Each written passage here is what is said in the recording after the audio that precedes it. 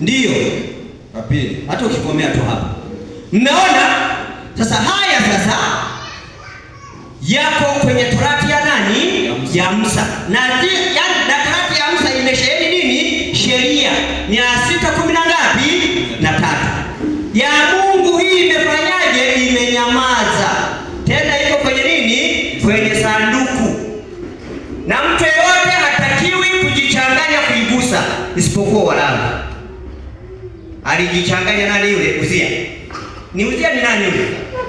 Uza. Aliendelea kuishi? Alikufa. Sababu alikuwa sio Mlawi.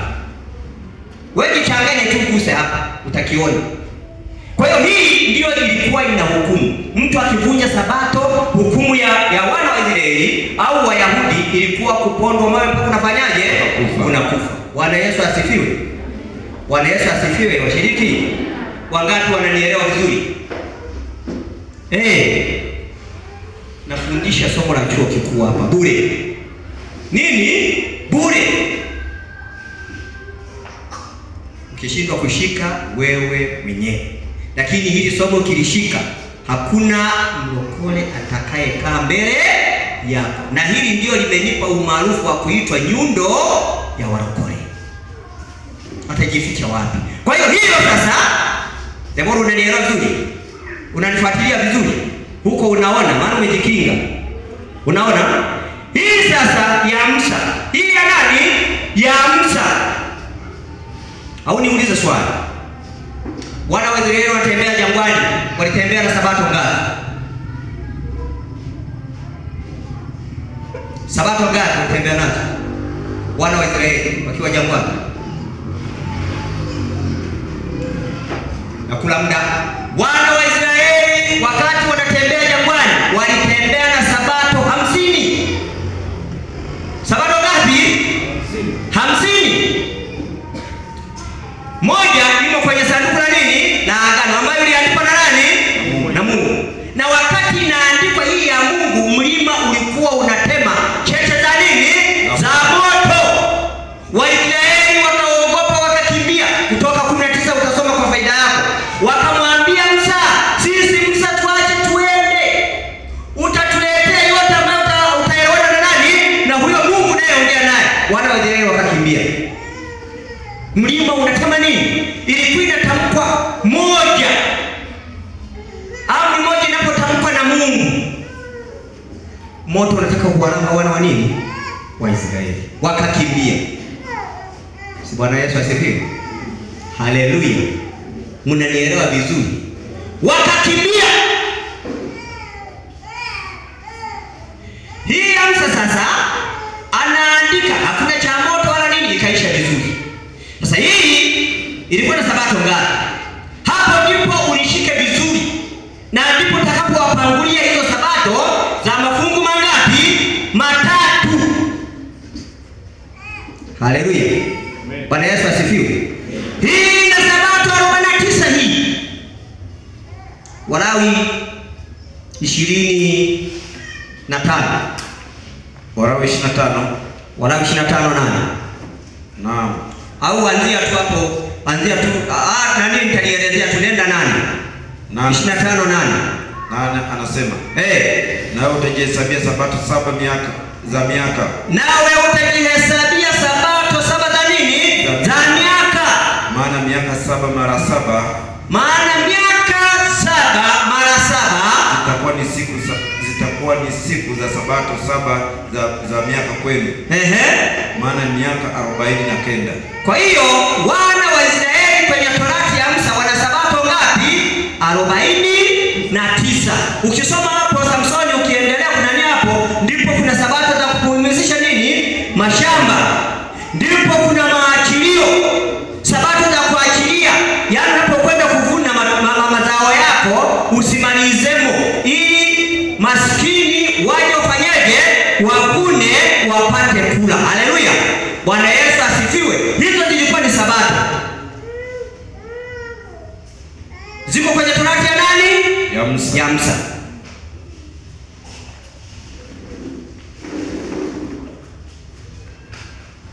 Walawi 23:15.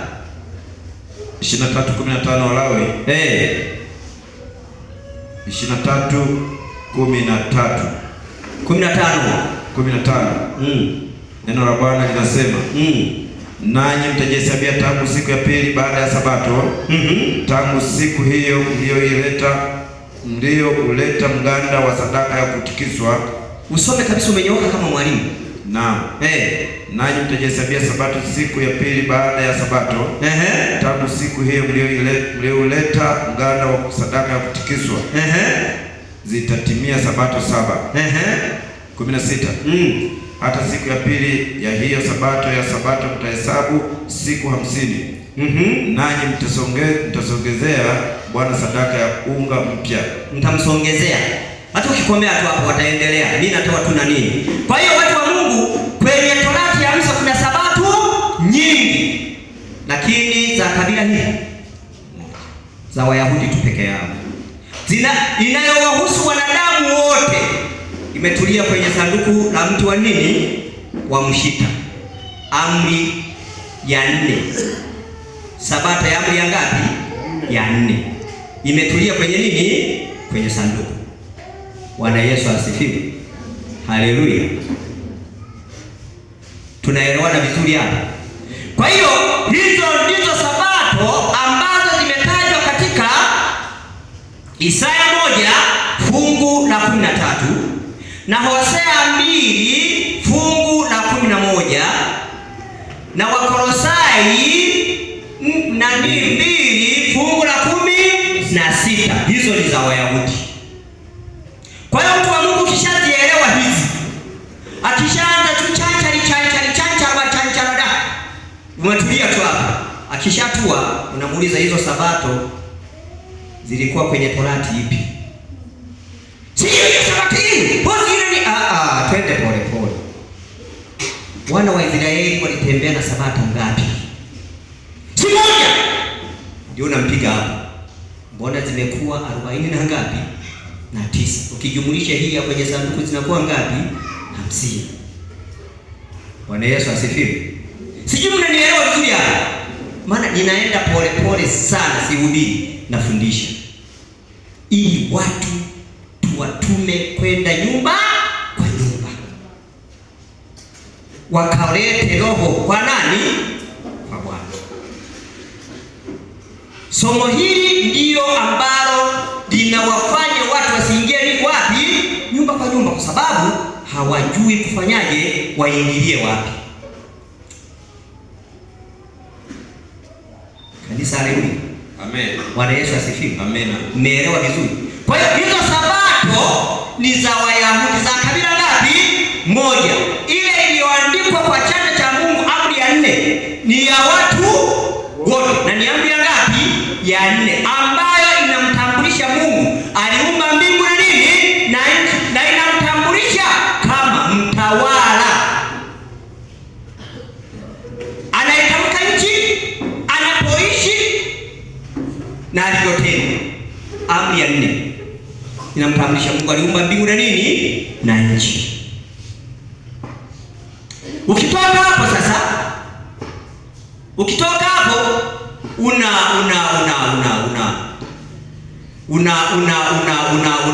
unamwambia kwamba watu wa Mungu mtakuwa na kundi kubwa kama unalo, au mtakuwa 2, 3. Nawaambia watu wa Mungu wajui nani?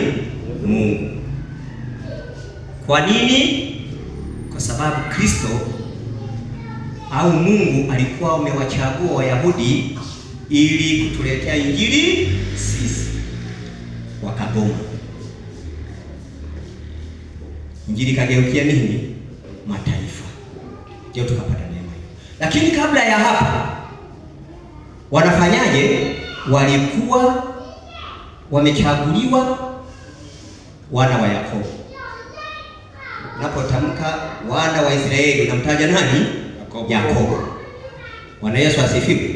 Kwa hiyo hao ndio walikuwa wamepewa kipaumbele kwamba wataihubiri dunia. Mtawe uthibitisho wa kanuni. Kumbukumbu la Torati 14 fungu la 2. Kumbukumbu la Torati 14 fungu la 2. Fungu la 2. Tunatembea na imeandikwa, kwa kuwa utaifa takatifu kwa Bwana Soma vizuri sasa kwa kukaza rafiki yangu. Kwa kuwa utaifa takatifu kwa Bwana Mungu wako. Kwa kuwa taifa takatifu kwa Bwana Mungu wako. Na Bwana amekuchagua kuwa watu wake hasa. Na Bwana amekuchagua kuwa watu wake hasa. Hata ukikomea hapa.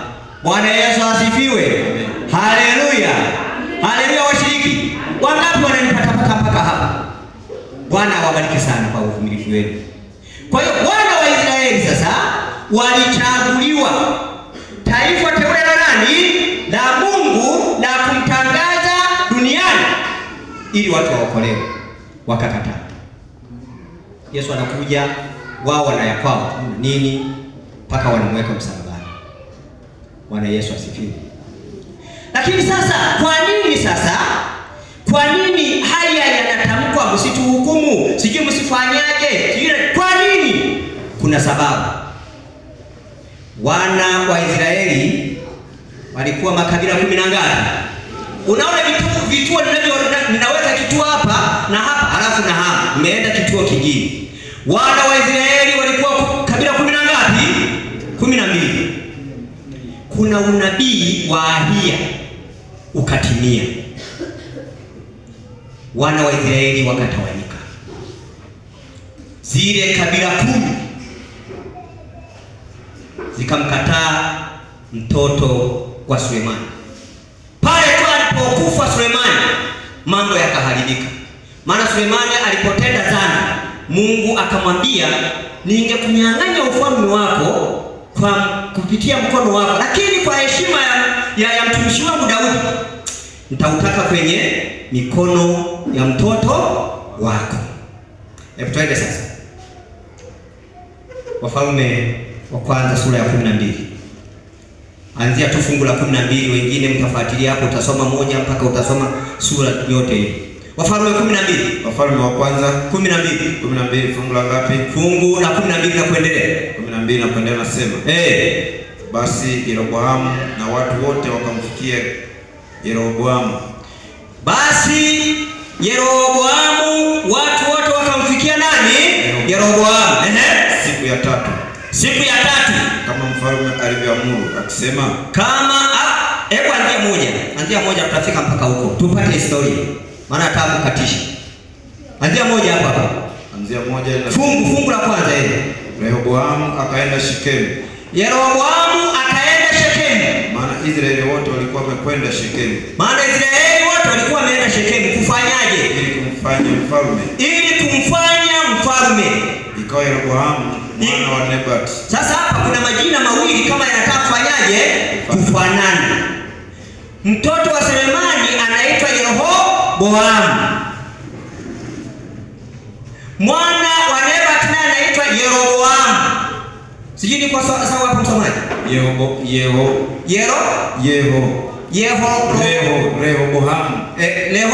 Rehoboamu mwana wa Sulemani. Haya majina yanataka kufanyaje?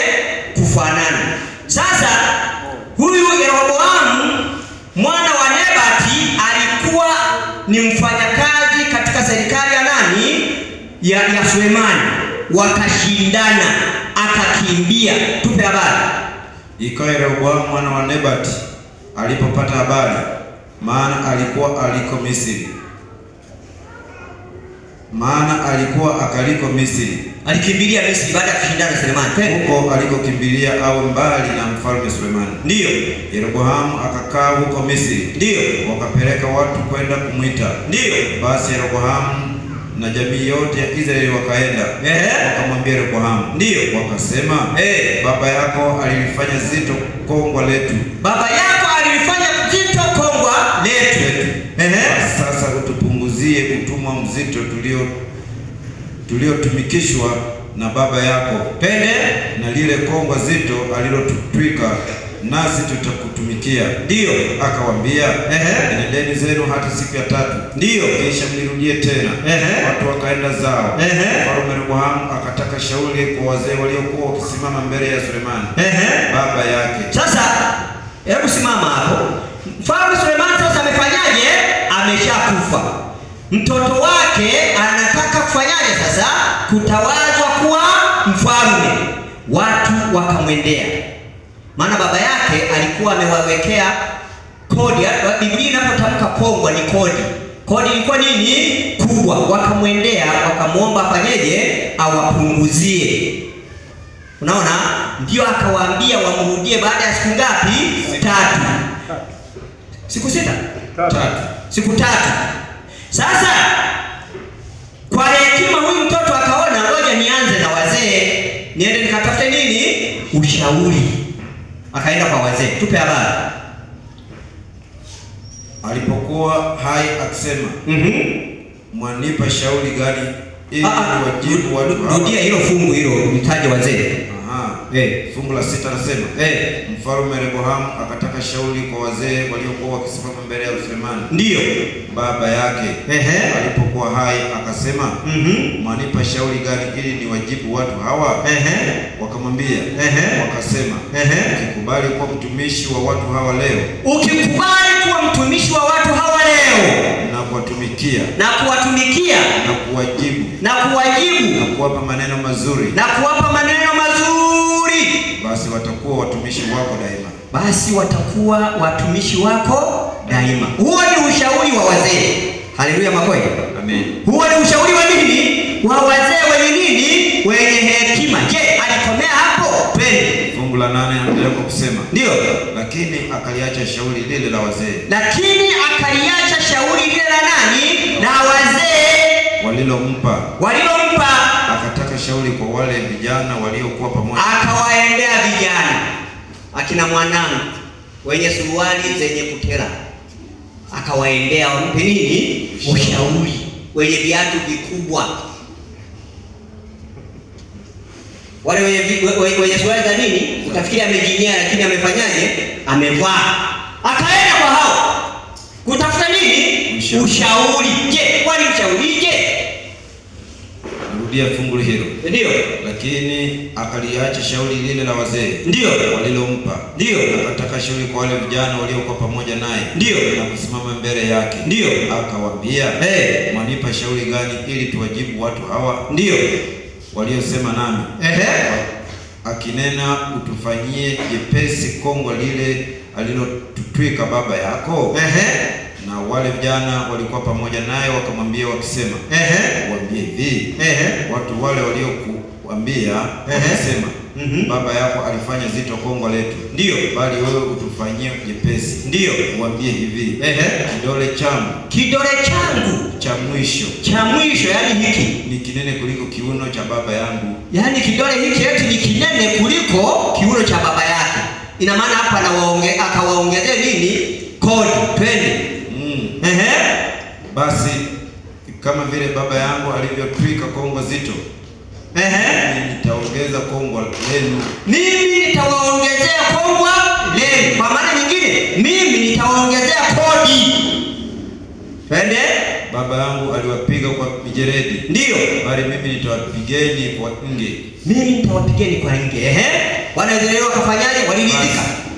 Yeroboamu na watu wote wakamfikia Rehoboamu siku ya 3. Ndio. Kama mfalme alivyoamuru. Ndio. Akisema, nirudie siku ya 3. Ndio. Mfalme akawajibu watu wake kwa ukali. Ndio. Akaliacha shauri lile la wazee walilompa. Na wazee walilompa. Kama vile walivyomshauri vijana wakasema, baba yangu alifanya zito kongwa lenu. Na mimi nitaongeza kongwa lenu. Na watu walimjia mfalme. Tuma sehemu ya tuna nini? Tuna sehemu gani katika Daudi? Soma vizuri hapo rafiki, usitaki kujidanganya. Wala watu hatuna urithi katika mwana wa Yese. Tuna nini katika mtoto wa Yese? Twende. Haya, nendeni zenu, amani kwenu. Haleluya. Hatukikomea tu hapo. Ishu imeshaeleweka. Kwa hiyo wana wa Israeli sasa wamemwendea mfalme, lakini ameacha kutumia ushauri ule wa nini? Wa wazee. Akatumia ushauri wa vijana wenzie, akawaongezea nini? Kodi. Yale makabila 10 yakamkataa. Yakaenda sehemu moja inaitwa Samaria. Wakaenda na huyu mkimbizi aliyetokea wapi? Misri. Huyo Yeroboamu akaenda nao kule. Unaona? Na ngoja nikupe hii faida. Kwa nini inaitwa Samaria? Nani alianzisha Samaria? Kumbukumbu nani? Wafalme 16. Nisomee fungu la 24. Wafalme wa kwanza 16. Wapi? Wafalme wa pili 16. Wafalme wa pili 16. Fungu la ngapi? La 24. La 24. Alipo. Rudi wa kwanza. 16 hiyo na fungu hilo hilo. Wafalme wa kwanza 16:24. Hapo linapatikana. Kisha akanunua kilima cha Samaria kwa Shemeri kwa talanta 2 za fedha. Akajenga juu ya kilima kile. Akawita mji aliyoujenga Samaria kwa kuliandama jina lake. Kuanzia fungu la 15 la 23. Anaitwa Umri. Ni 22. Ni 22. Twende. Lakini hao watu waliomfuata Omri wakamshinda watu waliomfuata Tibni mwana wa Ginathi. Hata ukikomea hapo, Umri naye alipata kuwa mfalme katika eneo hilo. Ndiye aliyeanzisha mji wa nini? Wa Samaria. Sio kuanzisha, aliuita nini? Samaria. Lakini aliyewapeleka kule ni Yeroboamu mwana wa nani? Wa Nebati. Bwana Yesu asifiwe. Sijui nipata vizuri. Yaani mpaka uone kichwa kizima. Kuweka hiyo stage. Kwa hiyo huyu nani? Mwana wa Nebati, mkimbizi wa serikali ya Sulemani, anatoka Misri. Sasa wana wa Israeli, yale makabila 10 yamemkataa nani? Mtoto wa Sulemani. Yakaondoka. Anasema hatuna faida yoyote katika Daudi, sisi tunaondoka. Wakaondoka. Huku yakabaki makabila mangapi? Mawili, Yuda na Benjamini. Na ukisoma ukiendelea hapo kwa nani tulipoachia hapo, huyu mtoto wa Sulemani anaamrisha jeshi liende kupigana nao. Mungu akamwambia warudishe hao watu, hakuna kwenda kupigana na ndugu zao. Akawarudisha. Kwa hiyo huyu mwana wa Nebati amewapeleka kule. Sasa haya makabila 10 akawaasisha. Akaona kwamba wakirudi Yerusalemu kwenda kuabudu wataniacha. Akawatengenezea, kwa msemo wa leo, kanisa mlimani. Wapi? Mlimani. Wakawa wanaabudu mlimani. Na ndio maana fuatana nani? Yule mama wa kisimani, Yohana 4. Yule mama wa pale kisimani, Yohana ngapi? 4. Anaongea na Yesu, anamwambia baba zetu wanaabudu katika mlima huu. Yesu anamwambia, mama, kuna siku hamtaabudu katika mlima. Huyo ndiyo ilikuwa jamii ile ya watu ambao walifanyaje? Waliasishwa, wakaanza kuabudu katika mlima, wakaacha ibada. Bwana Yesu asifiwe. Haleluya. Huko vizuri. Kitu lazima kiwe kizuri. Hizo stendi ni nyingi. Kama huandiki huwezi kushika. Kwa hiyo mwana wa Nebati sasa ameendelea hivyo, na katika endelea hivi na nini? Sitaeleza huko. Mimi naenda tu kwenye kina. Baada ya hayo sasa, wana wa Israeli baada ya kutawanyika, nisomee Yakobo 1:1. Wana wa Israeli walitawanyika au kutawanyika? Yakobo 1:1 anasema. Yakobo mtumwa wa Mungu. Ndio. Na wa Bwana Yesu Kristo. Ndio. Kwa kabila 12 waliotawanyika. Kwa kabila 12 waliofanyaje? Waliotawanyika. Salamu. Nilikuwa natafuta hiyo kwamba walifanyaje? Walitawanyika. Bwana Yesu asifiwe. Haleluya. Haleluya washiriki. Sasa hawa wanatoka huko sasa. Baada ya kutoka pale sasa, wameachana. Wamewaacha wale wenzao Yuda pamoja na Benjamini. Hawa makabila 10 hawakuondoka na amri 10 za nani? Za Mungu. Haleluya. Niangalie hapa. Hawakuondoka na amri 10 za nani? Za Mungu. Wakaondoka wamekariri Torati ya Musa. Wakaondoka wamekariri nini? Torati ya Musa.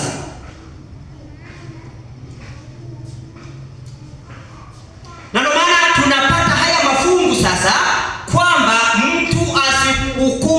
Kwa sababu hawa waliondoka na torati ya Musa, amri 10 za Mungu zimefanyaje? Zimeachwa kule. Na kule yamebaki makabila mawili, Yuda na Benjamini. Yesu akazaliwa katika kabila la nani? La Yuda. Hawa hawana habari. Hawana nini? Hawana habari kabisa. Sasa mitume sasa wanatawanyika kwenda kuihubiri nini? Injili. Wakati wanakwenda kuihubiri Injili sasa, hawa wana wa Israeli au Wayahudi wakawa wamefanyaje? Wameshikilia zile torati, wameshikilia ile torati ya nani? Ya Musa. Wameshikilia torati ya Musa. Na ndio maana sasa tunapata hayo mafungu hasa hili la nani la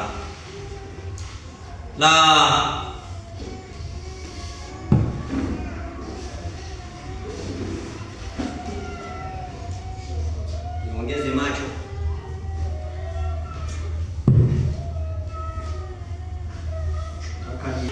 Sasa wanaondoka wamekariri torati ya nani?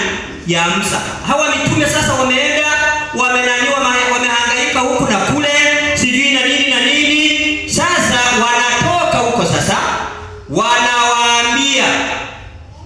wanawaambia sasa, jamani, hayo mambo yalishafanyaje? Yalishapitwa na wakati. Na Injili imewageukia nani? Mataifa. Matendo 14. Msomaji? Matendo sura ya 13 fungu la 44. Mtasoma mpaka 52, lakini utakomea tu pale ambapo nitapataka mimi. 13 fungu la 44. Nataka nithibitishe, je, Injili iligeukia mataifa kweli? Mimi naenda na imeandikwa 13:44. Twende kazi. Hata sabato ya pili. Watu wengi karibu mji wote wakusanyika walisikia neno la Mungu. Ndio. Bali Wayahudi walipowaona makutano, ndio, wakajaa wivu. Wakajaa nini? Wivu. Wayahudi walipouona mkutano umekusanywa, Paulo pamoja na nani? Na Sila, wakajawa nini? Wakajawa na wivu. Wakayakanusha maneno yaliyonenwa na Paulo. Ndio. Wakibisha na kutukana. Ndio. Paulo na Barnaba wakanena kwa ushujaa wakisema, ilikuwa lazima neno la Mungu linenwe. Ilikuwa lazima neno la Mungu linenwe kwenu kwanza. Naam. Lakini kwa kuwa mnalisukumia mbali na kujiona nafsi zenu kuwa hamkustahili uzima milele, ndio, angalieni, twawageukia mataifa. Haleluya. Bwana Yesu asifiwe. Sasa Yesu anawaambia, angalieni, nyumba yenu imefanyaje? Imeachwa ukiwa. Na mitume sasa wanawaambia, angalieni sasa twawageukia nini? Mataifa. Kwa hiyo hapo ndipo mwanzo wa watu wa mataifa kuipata nini? Injili. Haleluya. Bwana Yesu asifiwe. Mwambie jirani yako, umeona? Tukapata nini? Injili. Sasa hawa kwa sababu sasa wamekuja huku sasa, wengine wameenda Afrika, akina Bartholomayo, sio akina nani, Paulo kule Rumi, sio na nani, akina Petro, wametawanyika. Sasa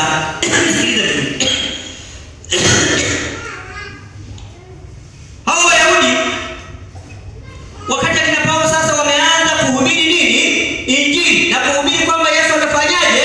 Amezaliwa na amekufa wapi? Msalabani. Hawa wakaanza kufanyaje? Kuona mambo ya ajabu.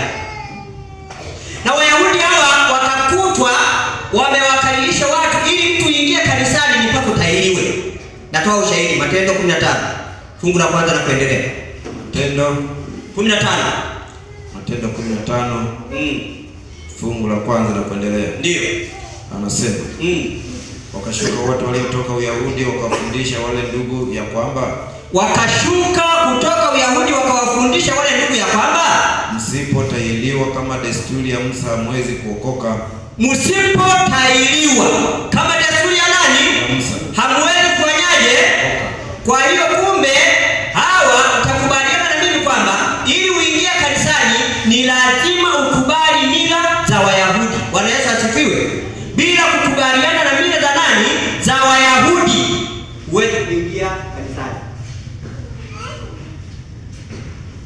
Bwana Yesu asifiwe. Bila kutahiriwa huwezi kufanyaje? Huwezi kuokoka. Matendo 14 fungu la kwanza na la pili anasema ikawa huko Ikonio wakaingia pamoja katika sinagogi la Wayahudi. Ndio. Na kwa vile walivyonena kundi kubwa la Wayahudi na Wayunani wakaamini. Ndio. Walakini Wayahudi wasioamini, lakini Wayahudi wasiofanyaje? Wasioamini. Twende. Wakawataharakisha watu wa mataifa. Wakawataharakisha watu wa nini? Wa mataifa. Na kuwatia nia mbaya juu ya ndugu. Wakiwatia nia mbaya juu ya nini? Ya ndugu. Luka hapo twende mstari wa 19 na wa 20. 19 na 20. Anasema maneno haya. Lakini Wayahudi walipofika toka Antiokia na Ikonio, ndio, wakawashawishi makutano hata wakampiga kwa moyo Paulo. Wakampiga kwa moyo nani? Paulo. Wakamburuta nje ya mji. Wakamburuta nje ya mji. Wakidhania kuwa wamekwisha kufa. Wakadhania ya kwamba wamekwisha kufanyaje? Kumuua. Bwana Yesu asifiwe. Haleluya. Hao ni Wayahudi sasa wameona kwamba injili tuliyoletewa na akina Paulo hawa hatuielewi. Hatutakubali. Wakaanza kupambana nao. Wakaanza kuwapiga. Ni kwa sababu ya wivu wa nini? Wa torati ya Musa. Haleluya. Bwana Yesu asifiwe. Kwa sababu zilikuwa ni hizo. Paulo kutaja kwamba mtu asikuhukumu kwa nini? Kwa sababu sijui za mwandamo wa mwezi, sijui na nini. Matendo 21 fungu la 20. Matendo 20 na moja fungu la 20 utasoma mpaka 22. Matendo 21 fungu la 20 mpaka 22, neno la Bwana linasema, tupe habari. Na waliposikia wakamtukuza Mungu. Nao waliposikia wakamtukuza nani? Mungu. Wakamwambia ndugu yetu. Unaona jinsi Wayahudi walioamini elfu nyingi. Ndio. Nao wote wana wivu sana kwa ajili ya torati. Nao wana wivu sana kwa ajili ya nani? Ya torati. Torati inayotajwa hapo ni hiyo hapo ile ya nani? Ya Musa. Wayahudi walikuwa na nini? Na wivu sana. Usichezee. Hawana habari na amri za Mungu. Hawana habari na Yesu amezaliwa. Twende. Nao wameambiwa habari zako. Ya kwamba unawafundisha Wayahudi wote wakaao katika mataifa kumwacha Musa. Yaani wameambiwa ya kwamba unatembea katika mataifa na kuhubiri ya kwamba wamwache nani? Musa. Yaani kumwacha Musa ni kuacha nini? Torati ya Musa. Twende. Ukiwaambia wasiwatahiri watoto wao. Ukiwaambia wasiwatahiri watoto wao. Wala wasizifuate desturi. Basi ni nini? Bila shaka watasikia kwamba. Fungu la ngapi hilo? La 22. Na 23. Lukia 27 usome mpaka 30. 27 mpaka 30, neno la Bwana linasema. Twende. Basi siku 7 zilipokuwa karibu kutimia, Wayahudi walitoka Asia wakamwona ndani ya hekalu. Ndio. Wakawataharakisha watu wote. Wakamkamata, wakapiga kelele na kusema, enyi wanaume wa Israeli, tusaidieni.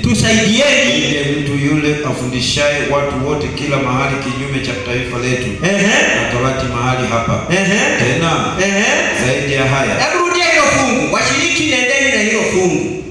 Kwamba wanafanyaje? 28. Wakapiga kelele hao Wayahudi na kusemaje? Enyi wanaume wa Israeli, tusaidieni. Huyu ndiye mtu yule afundishaye watu wote kila mahali kinyume cha taifa letu na torati mahali hapa. Kila mahali hapa. Tena zaidi ya haya amewaingiza Wayunani katika hekalu, akapatia unajisi. Akapatia unajisi mahali hapa patakatifu. Hata ukikomea tu hapo. Kanisa, haleluya. Bwana Yesu asifiwe. Paka hapo nani amenielewa? Paka hapo nani amenielewa? Wangapi wamechanganyikiwa?